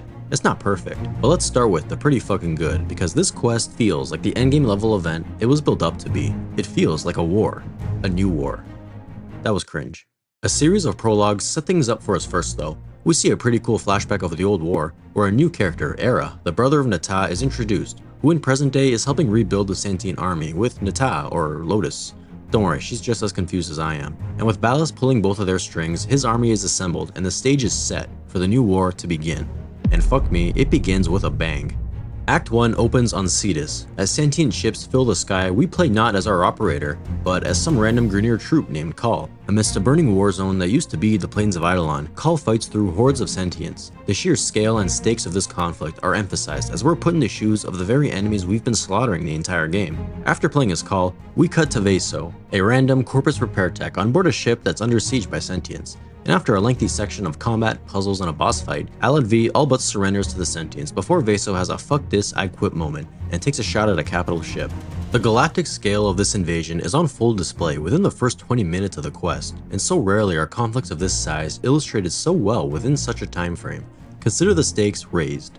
We pick up with the operator in our Railjack as we clear a path to a sentient ship, where Teshin has to board first and disable a thing so we can join him on board, and so we play as Teshin. What could go wrong? This Teshin segment would be good if not for the abysmal melee combat. He has 3 elemental stances, but only one of them doesn't feel like a brick's attached to each end of his swords, and literally everything enemies do staggers you, which is infuriating. But trusty old Teshin disables the thing, but somehow gets captured off screen, and as our operator finally arrives, Teshin dies. And no one seems sad about it. As Ballas looms over the Lotus, who if I'm being honest, has looked better. He throws her into the void, but not before our operator grabs her and desperately holds on, but only for Ballas to sever her grasp and stab us in the back, kicking us both into the void. And that's Act 1, and fuck me sideways, its pacing is fast, lightning fast, but get ready for some whiplash because Act 2 is about to slam the fucking brakes. With no one to stand in his way, Ballas is now Emperor of the known universe, and has turned the population into mindless servants that make up the new sentient faction known as the Narmer. We pick up not as the operator, but as the Drifter. Yes, this Drifter. He's found his way into the Origin system and brings with it his clunky Drifter combat. If you think Duviri's combat has its issues, meet its prototype. We break into a Narmer outpost, get caught, run into a big scary snake dude, and escape to our Drifter camp, where the Lotus, who is now an undead Eidolon, is waiting inside our orbiter. It becomes clear that the Drifter is actually a Tenno, but it's also clear that they aren't the operator. We go to Fortuna, where a cool song plays and an uncool series of stealth sections commence that eventually amounts to no significant contribution to the plot, which means this could have been cut. But things get interesting right after as we track down Hunhao and ask for his help in restoring his daughter and stopping Ballas and his Narmer, and he agrees. He gives us a cool bow and sends us on our way to hunt down 3 Archons and use their shards to save our space mom. And so we hunt the Archons, each with a boss fight that's more than competent. With our new bow in hand, these fights have attack patterns to learn and telegraph movesets that if not held back by the slow windup of the bow and the clunky nature of Drifter movement and melee, these fights might actually be good. But after killing 2 Archons, the Lotus is nearly recovered, but still hasn't found all her marbles yet, so she tries to kill us. And right before she succeeds, the operator tickles our nutsack through the void and gives us transference powers. You see, this whole time, our operator has been stuck in the void, reliving memories on board the Zaraman and even having a run-in with the man in the wall, and because of weird void stuff and shenanigans with Wally, the operator makes it back to Earth, and the Lotus, still pretty confused, at least knows that Ballas has got to go. And so commence Act 3. The operator and the Drifter are both here, and it turns out that your Drifter is actually an alternate version of the operator from a different reality who never made it out of the void. And now that you're both in one reality, you get to choose who to play as for the final battle. With our chosen protagonist in hand, we go to Cetus, ride a hot air balloon, and scale a cool tower until we board the ship where Ballas is located. And after shooting some shit, flying around in a Railjack, and shooting more shit in a Necromech with final epic mission energy coursing throughout, Era has a change of heart and agrees to join our side, but then immediately dies in a pretty pathetic sacrifice. And when we finally reach Ballas and Lotus, we face him in a lengthy but mechanically sound boss fight with multiple phases and narrative beats that make for a compelling climax. And we finally defeat Ballas as the Lotus drains the life out of him and is fully restored to her old self. And all is well, but not until after the man in the wall emerges from the void and teases the next chapter in Warframe's story. And that's the New War. The 4-hour finale of Warframe's first saga, and it's good, very good. Even if its second act drags on a bit too long, it's the narrative culmination of your entire journey. The Avengers Endgame of Space Ninjas, and it delivers on those expectations. And there is much more to Warframe's story. The next saga takes us to 1999 in what is shaping out to be a very promising future for the game. But it's only just begun, and this video is long enough, so how about we get back to Warframe's other mid-game content. Warframe's story is excellent. From the moment the second dream drops your jaw to the floor, you're immersed in something that's weird enough to be incredibly unique, and compelling enough to carry you through the mid-game with a consistent narrative direction. But welcome back to everyone that skipped the spoilers, because there is more than just a good story to Warframe's mid-game. You still have the other half of the star chart to do, and along the way, new systems and content extend the gameplay loop and take the power fantasy to new heights. The first of the mid-game content that's introduced are sorties. Sorties are a daily set of 3 missions that you can do for an important set of rewards. Its missions have a variety of modifiers that range from minor debuffs to locking you into specific weapon categories, which softly encourages you to keep a variety of weapon options available in your arsenal.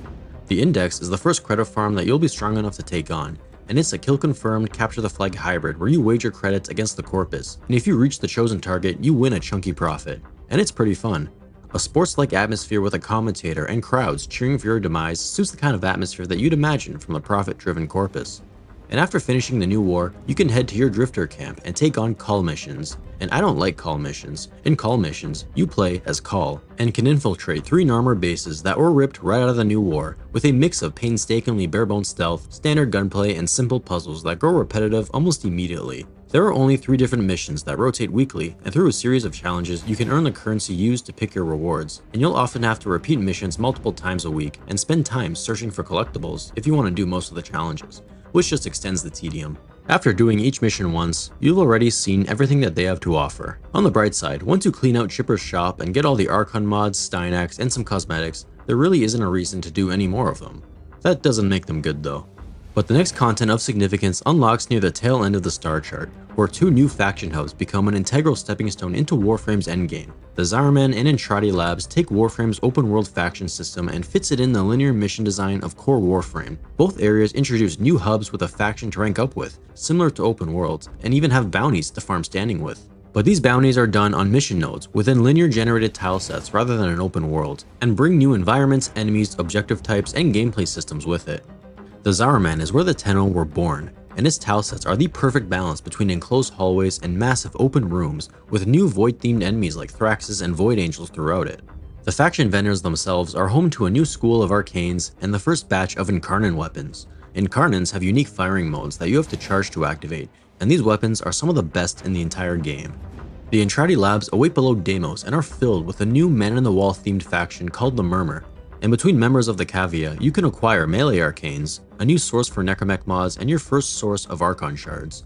Arcane dissolution is the main thing here though. It's a system that lets you take any arcanes that you don't want and dissolve them into new sets of arcanes from any school in the game, and this is the system responsible for dethroning Eidolon hunts as the go-to arcane farm, and it's vital in the late game. Both the Zaraman and Entradi labs are successful extensions of Warframe's core gameplay loop. Fusing the faction system with Warframe's core mission design makes for fun content and a rewarding grind that doesn't stray from its core gameplay. And there's a reason why this has become D's primary formula for new content. It just works. Now, before we get into the endgame, there's a bit more to Warframe's midgame that we have to talk about first. In case Warframe didn't have enough space for your space ninjas, let's go to space. No, not that space. This space. That's right, you can build a fucking spaceship and fly around space in another one of Warframe's massive content islands that with it comes another seismic shift in gameplay. Railjack is best described as a free-form flight sim. Call it Sea of Thieves in space, even if it doesn't always embrace that identity. While piloting your ship, you can shoot down enemy fighters with your turrets, launch missiles that home in on their targets, and equip both defensive and offensive abilities. It's aerial ship combat, and we've seen it before. Not a far cry from what you can find in Battlefront 2 Starfighter Assault or Respawn Squadrons, but piloting is just one role in a dynamic system that's designed around a crew. Railjack is a cooperative experience without the care for restrictions. You aren't bound to a small fighter stuck in a point of view. You are the captain of a ship, and while one guy is flying, there are 3 other guns to man, a force to replenish energy, munitions, and the integrity of your hull with. If you're under too much fire, you'll have to repair the holes in your ship, and defend it when enemies board and attempt to kill you and your crew. If none of that sounds good to you, if you're feeling cooped up, you have the freedom to leave your ship entirely and use your archwing to hijack enemy ships, board outposts and capital vessels, and sabotage them from the inside. And if the word cooperative scares you a little, don't worry. If you're playing solo, or just don't find anyone in matchmaking, which is common, you're in command of your own hired crew and have to assign them to different roles. There is an immense sense of freedom here. You can destroy any given cruise ship by either gunning it down until it's immobile and then using your heavy munitions, or by hijacking it and sabotaging its reactor from the inside. You're in an open environment with a variety of ways to tackle objectives, and that translates to depth and an incredibly unique set of mechanics that unfortunately is rarely capitalized on. Railjack's mechanical foundation is solid, but its progression is also vast and highly customizable. You can mod your equipment similar to a Warframe, equip both offensive and utility-focused abilities, and there's intrinsics. Functioning similar to Duviri, they level up a range of skills and categories that apply both within and beyond Railjack content. These progression systems have already proven successful elsewhere, and they work just as well here. But when it comes to customization, you can also change and upgrade every component of your ship. You can fully customize each of your guns, the strength of your hull, improve your shields, engine, flight speed, you name it. Ship parts drop from enemy fighters and reward pools absolutely everywhere, and it's by far the most impactful progression avenue when it comes to your Railjack survivability and damage. Railjack's combat and progression is good. It's fun, engaging, and a refreshing change of pace from the core gameplay loop. So why does nobody play it? The Proxima star chart is a ghost town. You'd be lucky to find a single soul to matchmake with on any node that's not a void storm. Railjack is the mode that everyone likes, but nobody plays. So why?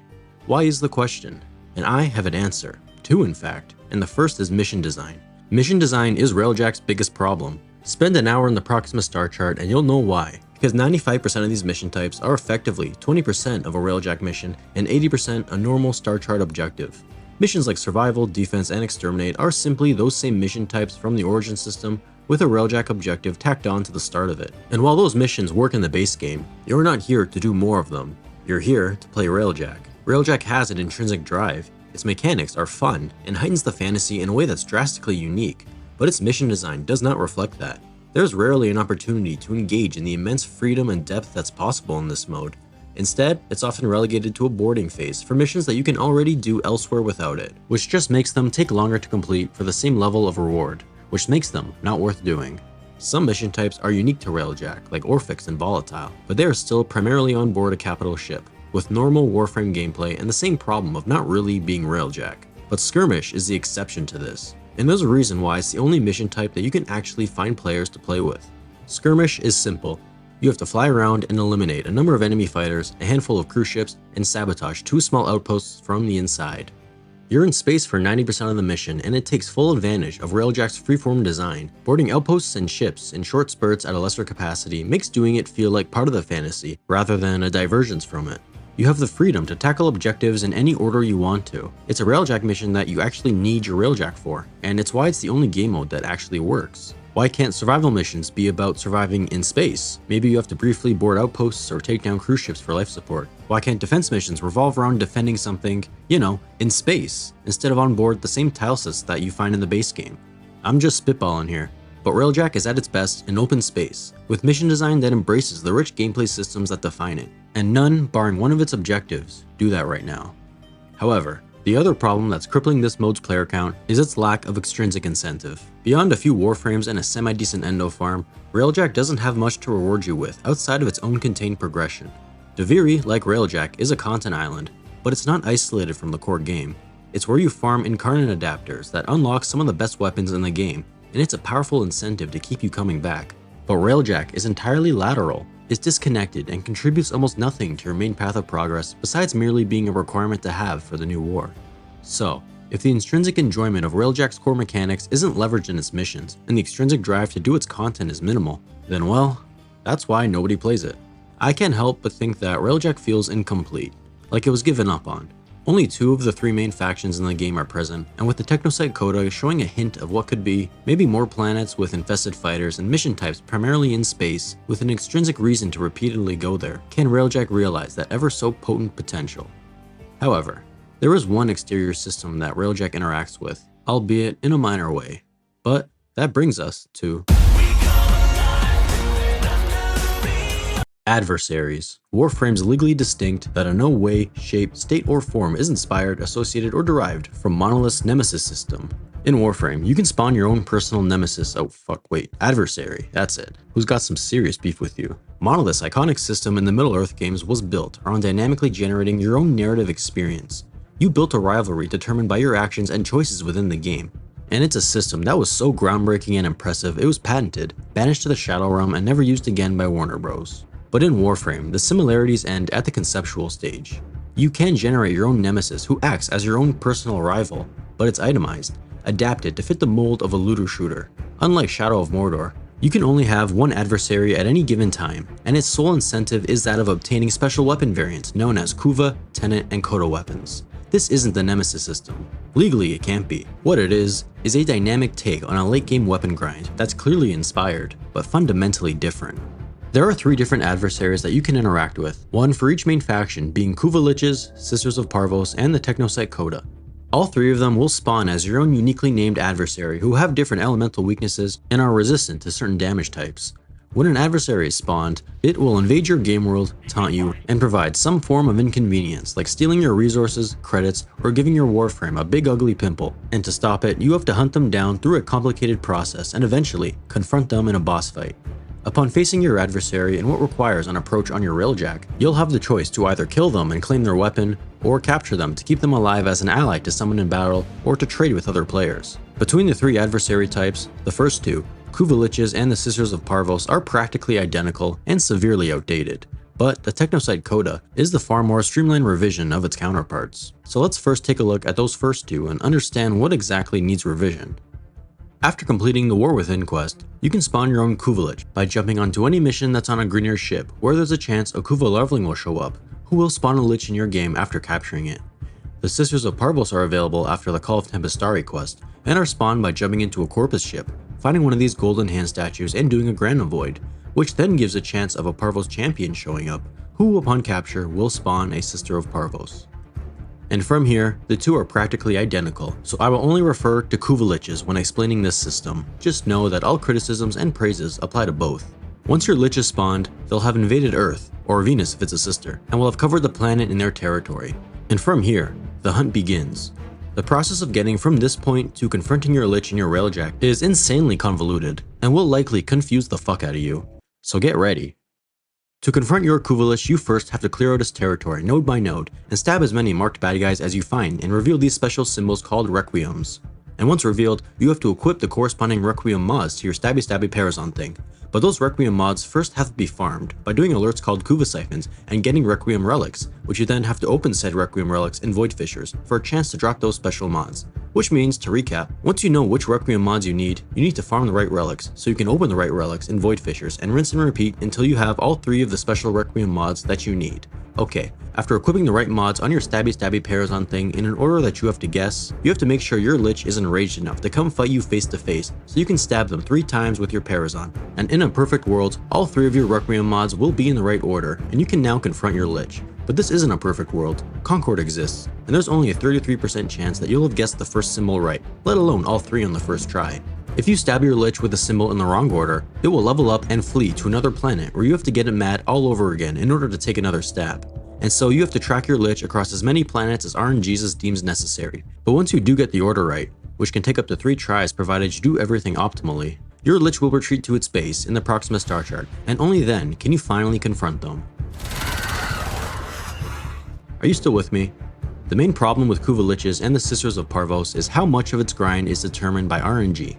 And I don't mean RNG itself being the problem. Plenty of war farms in the game are determined by it, but for this farm it's more about the sheer quantity of how many layers are determined by RNG, and how most of them act as barriers to access the actual fun parts of this system. And if you don't believe me, okay. RNG Layer 1 is spawning a leveling or champion. This happens more often than not, but it's not guaranteed. RNG Layer 2 is getting the weapon you want from that leveling, and this is where things get immediately awful. There's an equal chance for any Kuva or Tenet weapon to spawn with your adversary, and it can take a while to get the one you're looking for. RNG Layer 3 is the progenitor bonus. Every weapon has an additional element that's determined by the Warframe that you use when your Lich is spawned, but how much damage that element does is random and can be anywhere from 25 to 60%. RNG Layer 4 is farming the Requiem relics that you need for RNG Layer 5, opening those relics in Void Fissures. This is the worst one. And only then are you actually ready to engage with your Kuva Lich and take part in RNG Layer 6, 7, and 8, which is guessing the right order of all 3 symbols. And if you really want to be an asshole about it, then RNG Layer 9 is the 20% chance that your Lich has a cosmetic ephemera equipped or not. That's a lot of RNG. And in a vacuum, each step itself isn't bad. This is Warframe after all. The process of clearing your adversary's territory, making them angry, and guessing the right symbols, with RNG and all, is actually kind of fun. But the bulk of the grind are the barriers before that point, before you can actually engage with your adversary, and I call them barriers because they feel like just that. Steps designed to prolong the process of merely accessing this system rather than engaging with it. And that makes it tedious and boring. And as we're about to see, there is a version of this system that recognizes that. The Technosite Coda are the infested adversaries added in Warframe's most recent update, Techrot Encore, and they are an infinitely better experience. To start with, conceptually, they're an infested 90s boy band with a software virus themed shtick, which is just fucking cool. To spawn a Technosite Coda, you have to head over to 1999 and kill Techrot enemies until they drop whatever this thing is called, and take it to a terminal and do a minigame. And whether you fail or complete it, a Technosite Coda will invade 1999 like a virus, and you have to disinfect your malware. Instead of having to uncover 3 Requiem symbols like a Kuvalich, for the Technosite, you just need to guess the one antivirus mod that's required. And antivirus mods aren't farmed from relics in a long and unforgiving process. Instead, they're rewarded in bounties, and you have a guaranteed chance to get one each time, which is a significantly more forgiving grind. There are 9 total antivirus mods, and you can equip 3 at a time. So as you complete mission nodes that your Technosite is taken over, it will take at most 3 stabs to guess the right one, and there's also no penalty for getting it wrong.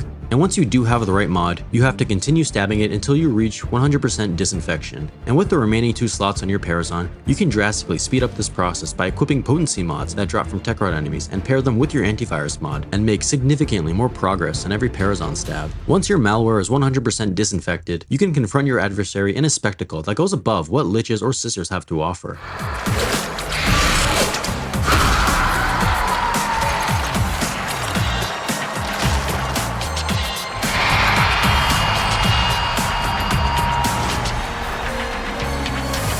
It's an infested concert. It fits the theme, is cool as shit, and when it's all said and done, instead of getting your weapon outright, after vanquishing, you get a new currency that lets you choose the weapons you want at a shop vendor instead. If you've been paying attention, you've likely realized that RNG layers 1, 2, 4, 7, and 8 are gone. You don't need to cycle through larvalings to get the weapon you want. You just have to go to Eleanor afterwards. Instead of farming relics and then opening them for Requiem mods, you only have to do bounties that have a guaranteed chance to drop an antivirus mod. And instead of having to guess the order of 3 separate symbols and being penalized for probabilities that aren't your fault, the process is simplified to 1, and overall is much faster to complete. It's better. Less grindy, yes, but more importantly, it's more fun. The bulk of the grind is moved to actively hunting your adversary throughout Holvania, rather than farming the stuff you need to get there, which cannot be said for its counterparts. If there were to be changes to the other 2 adversaries to line them up closer to Technosites, I would at the very least like to see weapon vendors used instead of generating your weapon with your Lich. This would be the easiest change to make without ripping out huge parts of the system. And for Sisters of Parvos, this already exists with Ergo Glast on relays. His shop is where you can spend corrupted holokeys that you get from helping other players with their Parvos fights as a bonus reward of sorts. You could rather easily simply reward enough corrupted holokeys to purchase a weapon from vanquishing your own sister, and then you just have to add another vendor somewhere else on the relay for Kuvaliches and do the same thing. It's just an idea, but this would successfully eliminate at least 1 point of contention between these 2 adversaries. But anyways, adversaries are cool and all, but now, it's time for the endgame of any game like Warframe or otherwise is often the difference between retention and attrition. An endgame has to keep you playing, and to do that, it needs to be good. It has to be the height of the power fantasy, the challenge that puts everything you've built to the test. It has to bring more than just more of the same, and provide new extrinsic goals to reach for, and intrinsic reasons to achieve them. Warframe's endgame is loosely defined. The core path leading up to it is less like a book that goes through 1 chapter at a time, and more like a web that grows exponentially more intricate. Almost everything you're introduced to throughout your journey stays relevant well into the late game, and everything new is nothing short of fleshed out, challenging endgame content that's experienced at the peak of Warframe's power fantasy. By the time you've finished every quest and have reached the end of the star chart, you'll have everything you need to build your Warframes into absolute tools of destruction. You can do this, this, this, this, this, this, and so much more. And it's here where Arcanes and Archon shards enter the fray and become the new main loot chase, among other things.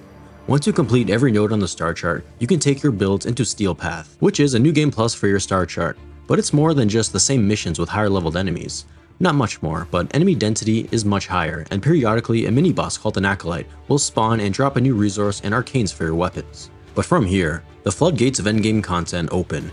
Arbitrations are your new endo farm. It's an alert type that you can attempt once an hour that's always endless and has special drones that render all enemies surrounding them invincible. It's an endurance-focused mode with an endgame twist, and it's good. In arbitrations, you can't self-revive, and on top of the endo you get with each round, the drones also drop a resource used to purchase some important late-game mods and upgrades. Steel Path Incursions are another alert type that's your best option to farm the late-game resource Steel Essence, and at this point, arcanes are a lot more reliable to farm. The arcane dissolution system in the Sanctum is best taken advantage of in Void Cascade missions on board the Zaraman in Steel Path, and it's the single best place to farm arcanes. And if a Void Fisher happens to be on the same node, then well, it's just Prophet City. Archon hunts are a post-New War boss hunt that's like a sortie, except it's weekly, much harder, and is your next source of Archon shards. It's a 3-stage set of missions against Narmer enemies that culminates in a boss fight against one of the 3 Archons. The fights themselves might have been ripped right out of the New War, but they're much more engaging with Warframe-centric combat compared to its quest counterpart, and it's a great instance of challenging endgame content that feels unique. Although spy missions with randoms can be infuriating. We allowed the enemy to destroy all their data. With the Steel Path, you also unlock the Steel Path Circuit in Duviri, where 40 different Incarnate adapters rotate on a weekly basis. Yes, I said 40. Incarnate adapters take old, outdated guns and melees and turns them into the single most powerful, enjoyable, and batshit crazy set of weapons in the whole game. And they are a lot of fun. That's already an array of endgame content to sink your teeth into, but at the height of it is where the real challenge lies. When you head into the Entrati labs, you can use the 5 Netracell keys that you get per week and access the most challenging content that Warframe currently has to offer. The first of the missions you can do are Netracells, where you have to locate a vault deep within the labs and carry 4 keyglyphs between you and your squad that actively debuff your Warframes. And while these debuffs become the first symptom of a larger problem, for Netracells, most of them aren't too intrusive. Enemies here are scaled over level 220, which is higher than most areas on the Steel Path, and once you find the vault, you have to stay in a circle and shoot a bunch of shit until it opens, and you can collect either an Archon Shard, a Legendary Arcane, or this piece of shit. You have the option to spend all 5 of your weekly keys on Netracells, but if you want the biggest bang for your buck, you'll spend the other 4 on Deep Archimedia and Temporal Archimedia. These 2 game modes cost 2 keys each and are effectively the same. Deep Archimedia takes place in the Entrati labs, while Temporal has higher leveled enemies and is found in 1999. But both offer the ultimate endgame challenge with the best pool of rewards in the game. Archimedia is a challenging back-to-back-to-back series of missions with substantially difficult modifiers that you have to do in one go. There are no self-revives, and if you fail at any point, you have to start from mission 1. But the main source of its difficulty isn't the higher leveled enemies, but its modifiers, debuffs, and requirements to restrict your loadout. In order to get the full set of rewards that's offered every week, you have to equip all of the suggested warframes and weapons in each slot, along with all 4 equipable debuffs. If you have everything equipped, you get all the rewards. If you don't, you'll have an easier time with the mission, but will receive its equal weight in gold. One run of Archimedia is roughly the equivalent of doing 4 Netracells, making this the best source of Archon shards and something you don't want to skip out on. It's an endgame challenge for an endgame reward, and that's good, but those debuffs, the ones that you equip on top of the hefty modifiers to each mission, make this mode's difficulty, and sometimes even break it. Between halving your Warframe's duration, rendering frames unable to cast abilities, to energy-draining modifiers, movement restrictions, and invincible creepy gremlins that occasionally inflict instant death, Archimedia is the only game mode in Warframe that's made me rage quit on multiple occasions. And that's not a bad thing. What's a bad thing is defining that difficulty by diminishing the very power fantasy you've spent the whole game building. I've said this a few times already, but Warframe's greatest strength is the absolute variety in weapons and Warframes and ways you can play the game, and incentivizing you to engage with that through loadout restrictions for challenging content plays into those strengths perfectly, and I like that about Archimedia. But Archimedia's difficulty is far more determined by those harsh, restricting debuffs that actively diminish your power instead of matching it with challenge, and that's less fun, and it's the flagship symptom that's led to the diagnosis of Warframe's endgame problem. Warframe content creator MH Blackie uploaded a video a little while ago that I'll link in the description. In it, he discussed an impossible problem that Warframe's endgame is facing. And you know what? He's right. Warframe hits a point in its enemy level scaling where you're either going to be or dead. Most frames have defensive abilities that make them practically invulnerable and very survivable in these conditions, and the ones that don't have to utilize shield gating, which if you don't know is essentially taking advantage of the iframes you get when your shield breaks by constantly replenishing that shield with mods. The point is, Enemies' damage output, as well as your own, hits a benchmark where the difference between missions at level 400 enemies and level 4000 is effectively unchanged. There are rapidly diminishing returns in difficulty the closer you get to level cap. The fact is, if your build can survive at level 500, odds are it'll do just fine at 600 or 1000 or 8000. And this makes Warframe one of the only looters where at a certain point, higher numbered enemies doesn't equal higher level difficulty. And thus, the only real way to make content more challenging is to reduce power or restrict your loadout. And that's not always fun. I'm not going to pretend to know what to do here. As MH Blackie mentions, there isn't a simple solution. Difficulty determined through time limits would be arbitrary, enemy AI is too stupid to get smarter, movement challenges will quickly break as some Warframes can literally fly, puzzles are boring, and difficulty through stealth is proven to be far more frustrating than fun with spy missions. Maybe there's a concept for a raid style system that's out there that can check these boxes, maybe there isn't. Either way, future endgame content in Warframe is going to have to find a way to up the challenge without diminishing the fun. And as for Archimedia and Warframe's endgame as a whole, I'd say what we have now is a net win. There is a good ramp up in difficulty through its different content, with new extrinsic grinds to incentivize it. And Archimedia being at the peak of it all does succeed at being at the peak of it all. The challenge, I mean. And while the debuffs are annoying, their implementation is forgivable in my eyes when isolated to one mode. But if the future of Warframe's endgame becomes nothing but hindering debuffs, then this problem will substantially inflate. But wait, viewer, stop right there. We aren't done yet. What if I told you that none of what I just spent an undisclosed amount of time ranting about is the true endgame to Warframe? Because, ask anyone in this community, and they'll say that Warframe's real endgame is fashion.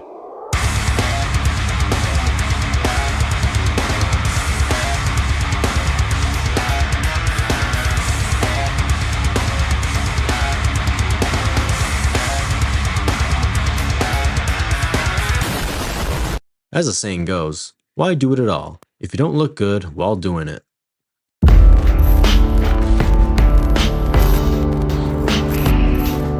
Welcome to the future of Warframe, and by future I mean the past.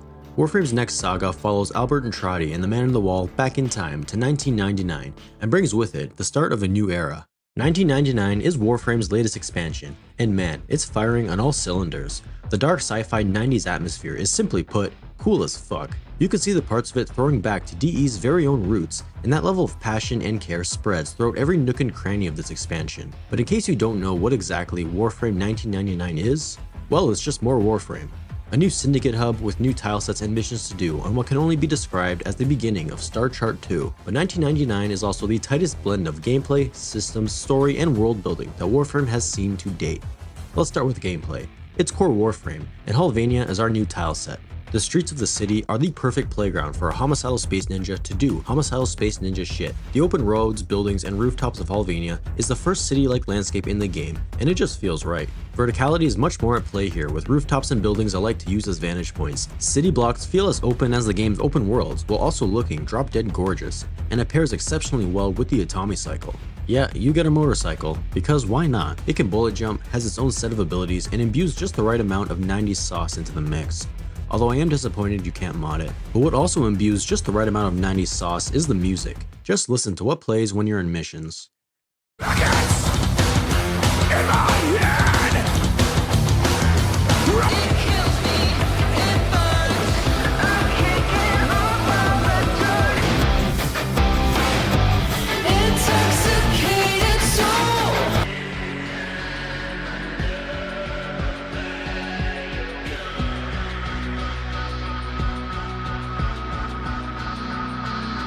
Above ground, Halvania is occupied by the Skaldra, the new military-type enemy faction of 1999, and below, into the cramped underground subway tunnels and collapsed malls, the Techrot run rampant, the precursor to the Infestation. These guys are similar, but actually have weak points that you can hit, and the underground subway spaces they inhabit are the claustrophobic contrast to what sits above. And if I had to lodge a complaint somewhere, I'd say the ratio of above-ground city tiles to below is far in favor of the latter. Halvania is evenly divided into Skaldra and Techrot missions, but unevenly divided into above and below ground areas. Every Skaldra mission, which would presumably take place mostly above ground, where the Skaldra actually are, always have huge chunks of the tileset underground. It's a subjective preference, but I simply enjoy the above ground tilesets a lot more. There's more freedom. You can use the Atomi cycle where it was designed to be used, and can breathe in the unique benefits that 1999's systems offer, because 1999 is a time loop. Every week is a season of the calendar year, and the tile sets change with it. Winter, spring, summer, and fall, and throughout each season, there's challenges to do that reward some pretty good shit. In between missions, you'll find yourself in the Halvania Mall, the faction hub where the Hex resides. Similar to the Zarman and Entradi labs, there are bounties to do for standing, and a bunch of shit to spend that standing on. But what sets the Hex apart from the rest of the game is how closely knit its story and characters are with the rest of its components. I won't talk spoilers here, but the Hex quest brings us into this era and tells a story that's intertwined with Syndicate progression. 1999 itself is a location with a lot of history to explore. The nature of the tech rot is kept consistent within the game's tilesets and missions, and the characters. Maybe it's as simple as making human versions of the Warframes we already like, but there are 10 proto-frames within the Hex, and beyond being some pretty cool skins, this is the first syndicate of characters that you actually care about, whom you build tangible relationships with that binds gameplay with story. You won't be able to finish the Hex's quest until you've earned everyone's trust, and that can be done through bounties and the Kim system. Yes, the dating sim. Between the 10 proto-frames, 6 of them are romanceable, and the other 4 are perma-banned to the friend zone, but all of them have interesting backstories that unravel as you get to know them. And as far as engaging gameplay systems go, sliding into the DMs of your cybernetic dream girl or guy in the retro equivalent of Facebook Messenger is kind of funny, but not particularly engaging. At face value, the Gooners might be more excited about this system than you are, but it's actually well written enough to stay interesting. You end up learning a lot about both the lore of 1999 and the origin system, and the proto-frames each have a well-written, fleshed out backstory that you can't help but become invested in. And also, the romance part. Fuck yeah. Each proto-frame has a fleshed out backstory and interpersonal dynamics between the group that you have to navigate as you get closer to each of them. Whichever proto-frame you choose to rizz up actually takes a decent amount of thought. Each character has a consistent personality and you can rather easily destroy their trust in you. But if you do play your cards right, your boo will eventually move in with you. And well, you know. And as for the 4 proto-frames you can't romance, I actually enjoyed their stories more. Whether you're acting as marriage counselor to Proto Frost and Saren, or witnessing Flair wrestle with the infested guitar that's slowly consuming them, the creative leeway that's given with the decision to not make these characters romanceable is taken full advantage of. But guess what? If you're not currently gooning over Warframe's romance system or anything else I've mentioned so far about 1999, you can play this arcade game. 10 out of 10. And you can play this arcade game. 11 out of 10. 1999 is the start of a new era of Warframe, and I can't help but look forward to seeing what else DE has in store for it. Word on the street is, DE's next expansion won't be within 1999, but with over 50 potential proto-frames and the limitless possibilities of expanding the 1999 world, they are most certainly far from done with this era. Wherever this game goes next, the future has never been so bright for a game that's been alive for 12 years. And man, Proto-Frame Wisp better have some serious cake. Okay. That's everything. Every single piece of content in Warframe. That's it. There's nothing else. What's that? Oh, no, we're not doing that. No, I'm not doing that. Please don't. No. Wait, oh God, wait, please, God, no. No! If you've ever wondered what PvP would look like in Warframe, a PvE game, let's find out. Okay, well, that was fun. No need to linger here. I guess let's wrap things up now. Fuck, why? Conclave exists. There are 4 different PvP game modes to queue up for, and the only one I was able to find a single player in was free-for-all. And you know what? I didn't hate the experience, but I wasn't sad when it ended. The most pressing question you have to ask on the subject of Conclave is why? Why should you play it? Well, you shouldn't. Why does it exist? Well, DE tried something and it didn't work. It happens. You only have access to a fraction of the weapons in the game, and there is an entirely different set of mods exclusively used for Conclave and only Conclave. And well, of course this is the case. How could you possibly balance the Torrid in PvP? You can't. And hey, DE took a crack at it, and sometimes they miss. But Face-Off is definitely the better way to go when it comes to a competitive mode for Warframe. If you don't know what Face-Off is, it's a PvPvE game mode in 1999, where you race against another team to finish a set of objectives before the other on separate maps. And it really is much preferred. Anyways, and I'm sad to say my rank 0 no standing gain Conclave status was sacrificed for this video. PvP in Warframe exists and it sucks. Next!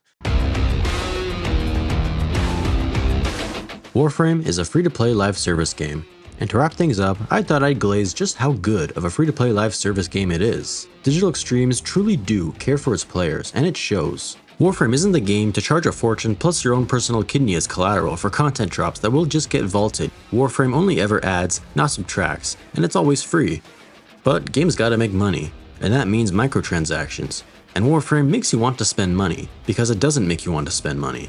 It's the most consumer-friendly monetization system that I've ever seen amidst this modern age of live service shenanigans. It really does put its players first, and that alone makes people want to support it. In Warframe, you can buy virtually everything in the game with the premium currency Platinum, but you don't have to, and the game makes sure you know that. There's no FOMO, no falsely discounted bundles inflating its perceived value. There isn't even a paid battle pass. The blueprints to build shit are found right next to its Platinum cost in the market, actively showing you how not to spend money. But Mr. YouTube guy, surely that means the grind to get these items is an intensive slog designed to degrade your willpower and push you towards the ever so shiny buy button? No, as I've already discussed in excruciating detail, in Warframe, the grind for anything is almost always reasonable. Almost. Sure, you can't log on, do a 10-minute mission, and have the new Warframe ready to play. It's Warfarm, but it also won't take a decade. It finds an equilibrium. And if you don't believe me, there isn't a system that encapsulates this more than primed items. In Warframe, every Warframe and handfuls of weapons and equipment have upgraded primed versions. The difference in stats between prime and standard is often marginal, but let's be real, the drip factor is the only incentive you really need. You get primes by opening void relics and void fissures, where you collect all the parts you need to build the prime item that you want. But at the end of any given void fissure, when you open your relic, you choose your reward between that relic and everyone else's relics that's in your squad, which is a small but incredibly player-friendly design choice. It effectively quadruples your chances of getting the thing that you want if you take a moment to party up beforehand, and I can't think of another game that does this for its premium class of items. When a new prime is added to the rotation, I can have all the parts within hours, shorter if I'm really lucky.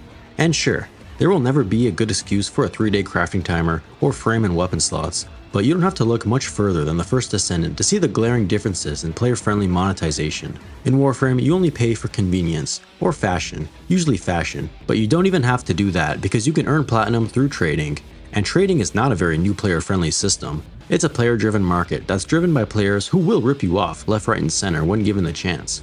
But use a third-party website to price check and you can get by just fine. But all this is to say, Warframe has earned its goodwill.